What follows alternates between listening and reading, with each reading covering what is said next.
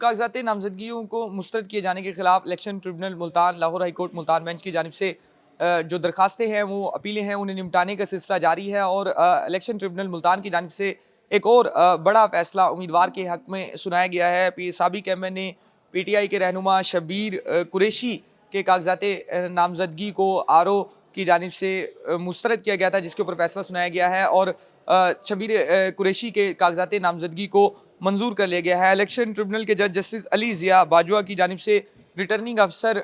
NA 179 NA 180 के जो फैसले थे, जो एतराज़ात की जिनकी बुनियाद पर शबीर कुरैशी के कागजात नामजदगी को मुस्तरद किया गया था, उन्हें कलअदम करार देते हुए शबीर अली कुरैशी के कागजात नामजदगी को मंजूर कर लिया गया है और शबीर कुरैशी